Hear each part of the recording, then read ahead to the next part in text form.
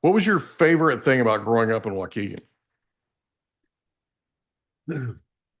Because my parents were ex immigrants at such a young age. They didn't have books. We didn't have any books in my house. So Yeah. I'm 16 years old, and my high school teacher, this guy was a thespian. He was interesting. He knew everything. He knew politics, and he'd come in, and he was as big as I am now, 6'4", and he'd always have great clothes, and he'd be shaking his change in his hand, and he'd slam down his desk and say, "Okay, last night you read Shakespeare. How does that relate to what Walter Cronkite said about JFK?"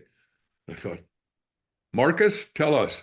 And he expected you to know. It wasn't like he brought us up to a new level because Yeah. he expected us to all get A's, but he said, you'll get A's, but you're going to really study. Here's what I can cry because I JF, love this guy. JFK got killed when I was in Mr. Reinhardt's class at 2 o'clock Hmm. in the afternoon at Waukegan Township High School.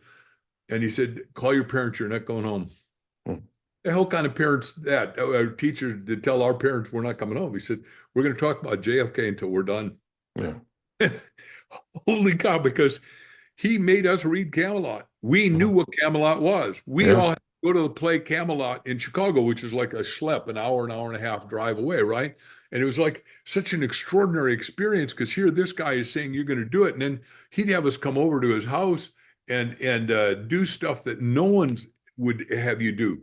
And when I got there, his wife said, "Look, Mark," and I had a little rock group by that time. I had the Messengers, which my wife says prophetic of what's going to happen in your life. And Yeah. some nights making more in a night than my dad made in a year.